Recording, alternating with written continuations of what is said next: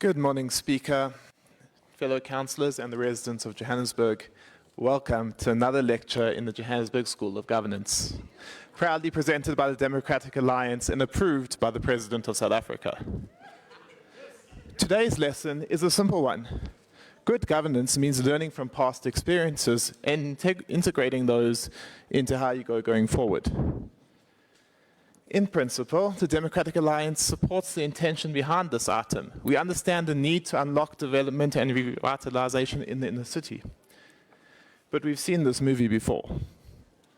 Time and time again, policies are brought to this council, often on the eve of elections, that prioritise new structures, new capacity and new discretion, instead of strengthening institutions that already exist. We saw this clearly in 2021 with the AFS teams.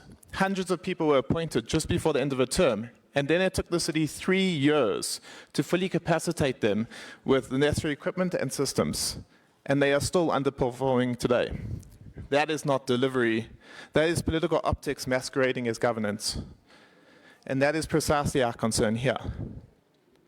This policy insists on additional inspectors, additional monitoring teams, and additional so-called short-term support in a city with a stretched balance sheet, and in a city that already employs professionals whose legal mandate is to do exactly this work. We do not need parallel structures. We need to respect and utilize the expertise we already have. Why is this administration hiring manual data capturers to walk around with clipboards when green coverage can be audited automatically using satellite imagery? The technology exists. What is missing is the political will to stop creating jobs for PAL schemes dressed up as policy.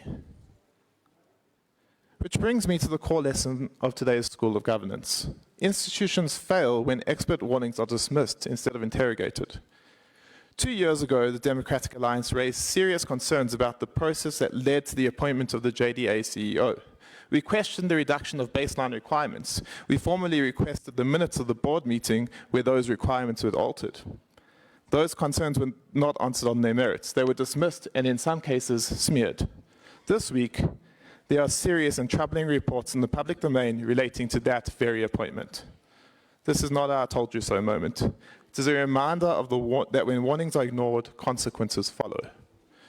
And we are seeing the same governance pattern again in this policy.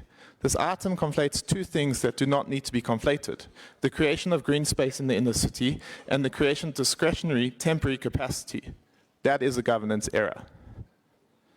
We are deeply concerned by the reliance on rooftop gardens as an alternative to open space contributions. The vast majority of inner city buildings were designed for minimum viable economic use, not for future rooftop amenities.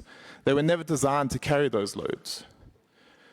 To present rooftop gardens as a universal solution is quite frankly a red herring. By demanding heavy accessible rooftop parks on structurally weak aging buildings, this policy effectively taxes the rehabilitation of so-called bad buildings out of existence, disqualifying the very structures it wants to save.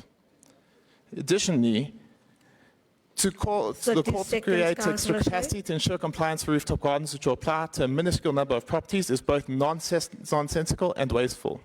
Our recommendation is to withdraw this item, remove those clauses, and bring it back so we can improve it the right way.